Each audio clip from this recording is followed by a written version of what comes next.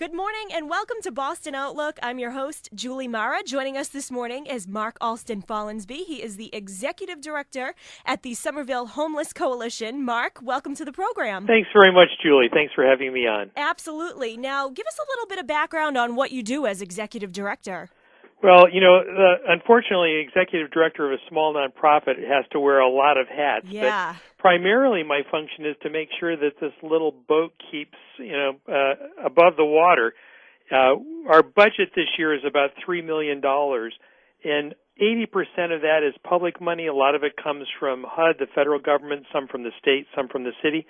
But we have to raise $600,000 every year to make our budget. Wow. So a lot of my focus is on making sure that we're able to do that. And we're very fortunate here that I think people understand that we really are the safety net. We're feeding people, we're sheltering people, and we've been fortunate to have the success that we have in raising the funds that we need to keep this going.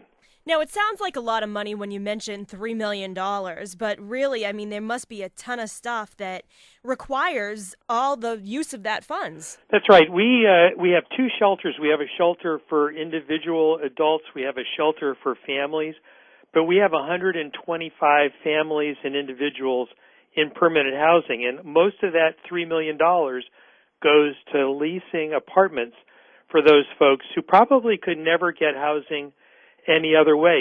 They were homeless, they've got disabilities, they have criminal histories, they've got bad landlord references, and we're able to take folks that couldn't get housing any other way, put them in permanent housing with a lot of supportive services, and they're successfully housed.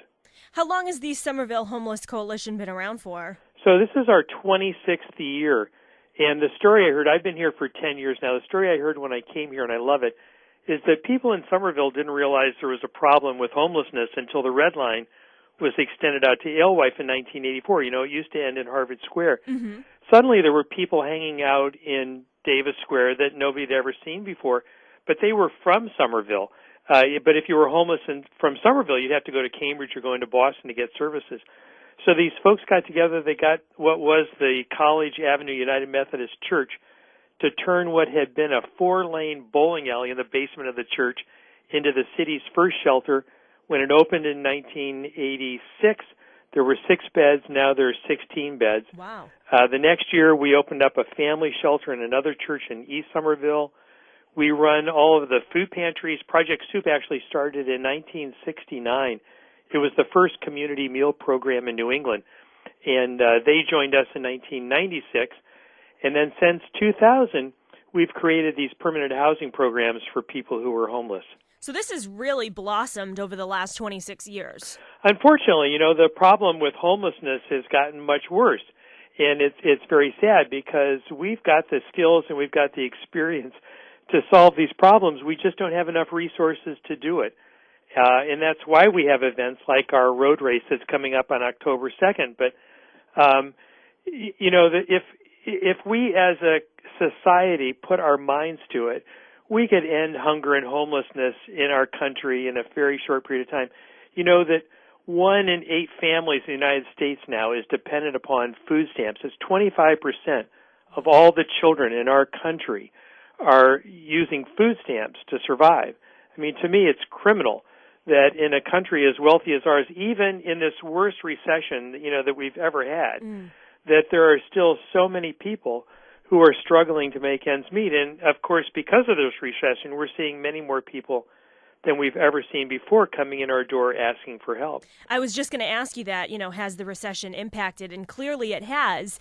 Now, does the Somerville Homeless Coalition only offer services to Somerville residents? No, the homeless population is really very mobile. They don't really see, town lines as some kind of demarcation. They go to wherever the services are. Some of our programs, because of the federal funding nature, are focused on Somerville residents. But we have a fairly loose definition of what that means. If you're homeless in Somerville, you're a Somerville resident. But we have apartments now. We have, I think we have about 15 apartments in Arlington, and we have apartments in Medford as well. So we really think of ourselves, as much as we're still called the Somerville Homeless Coalition, we don't just work in Somerville. a lot of our work is not with homeless people anymore. It's with people who we've got in permanent housing. And the Somerville Homeless Coalition was never a coalition, so our name is a bit of a misnomer, but it does place us, where our heart is. So what are some of the requirements or even some, guidelines for people to be part of the programs that you offer? It's pretty simple, really, Julie. I mean, people have to be homeless in order to get into housing. The housing is funded by HUD, and HUD requires that people are disabled and homeless. The criteria for disability is a much lower standard than that Social Security. In order to qualify for Social Security benefits, you have to have a fairly high level of disability. It's less than that for HUD, but all of our folks, I think if there are common denominators, these are folks who have been traumatized all their lives. They've often been neglected. There's a high incident of domestic violence among the families that we serve. And, so these are folks who do need some support to live as independently as they can. But, it's like in our food pantries, we had a 42% increase in the food pantry last year. And these are folks who were always able to make ends meet before, but because of, increased expenses and really stagnant wages or even a loss of wages, they've had to turn to places like the food pantry to make ends meet. Absolutely. Yeah. People who, may have had jobs and housing before and now turning to these services that they thought that they may never even need. Yeah, I think that's one of the scariest things about this recession is that, we sort of all have a picture of what a homeless person looks like, but we have people coming in now, who would have been middle class and who are suddenly, faced with the prospect of being homeless because they've lost everything in this recession. Unfortunately, until we see some job growth, we're going to be struggling with, people, trying to make ends meet. Mm-hmm. Now, is this something that once you're in it, you're permanently involved, or is there a lot of turnover? Maybe once the recession kind of gets better? No, we always hope that people are going to be able to use our services for a short period of time and be able to, be back on their own feet, independent again. The reality, in this country, there are about 10% of the population lives in poverty, but about half of those folks, it's almost 18 million people in the United States are living in deep poverty, which is defined as half of the federal poverty level. And the sad thing is that when you've got so little that you're trying to live on, any little crisis in your lives can push you over the edge and potentially could make you homeless. So we're doing more and more work to try to prevent people from falling into homelessness. Mm-hmm. We've had a United Way grant now for 4 years. And here's an example. The average cost to put a family in a shelter in Massachusetts is about $36,000 a year. Wow. We can take the same family and put them in one of our apartments with all the supportive services that they need at an average cost of under $15,000 a year. But last year, we took that United Way prevention money, and we were able to keep 56 families from becoming homeless at an average cost of less than $1,100. So, it's one of these crazy things where we all know that this shelter system is broken.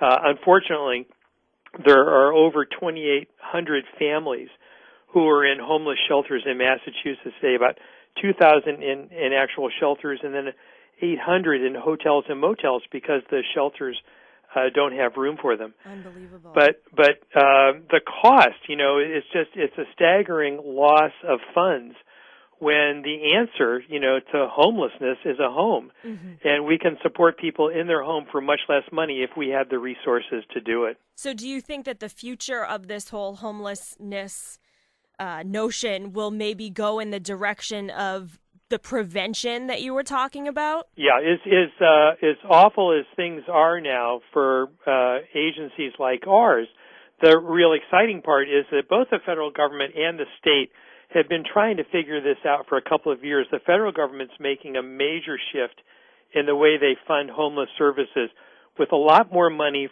to do prevention or to rapidly rehouse any family that becomes homeless instead of having people just, stay stagnant in the homeless shelters.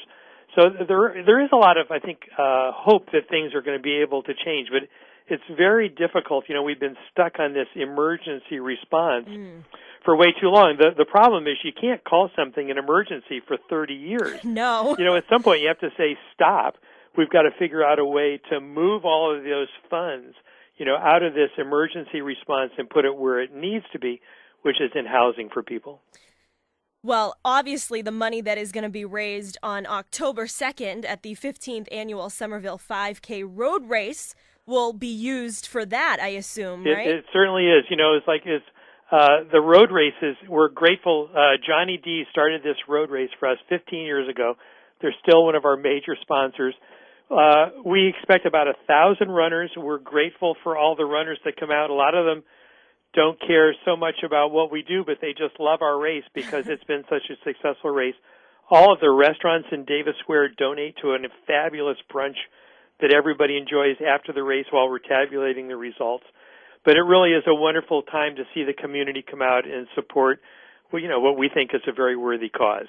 What do you think makes it so successful, Mark? I think it's a combination, that people do value what we do, but they also, it's a perfect day, the first Saturday in October. Hopefully the weather will be good. Yeah. Last year we had a torrential rain for the first time I've been here. We still had 600 people come out, but we expect about 1,000 runners, a beautiful day, a great cause with a great brunch afterwards. So everybody has a great time. Now, 5K, I know, is about, 3.1 miles. Okay, 3.1 exactly. And if you can't run it, Julie, you can walk it. Easy enough to do. We would love to have everybody's involvement. And if people want to support us but don't like to run, we also need volunteers to help us manage the race.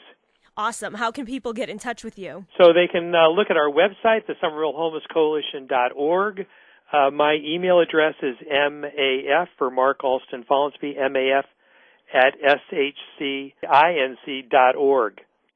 Send me an email and say you'd like to help, and we would be grateful for anybody's help. Now, any registration fees or required amounts that need to be raised? There is a registration fee of $20. You can also do that through our website. The first 400 runners get a free T-shirt, and I don't think that we've reached that level yet. We'll probably reach it in the next week. And again, all of the money goes to support the programs of the Somerville Homeless Coalition.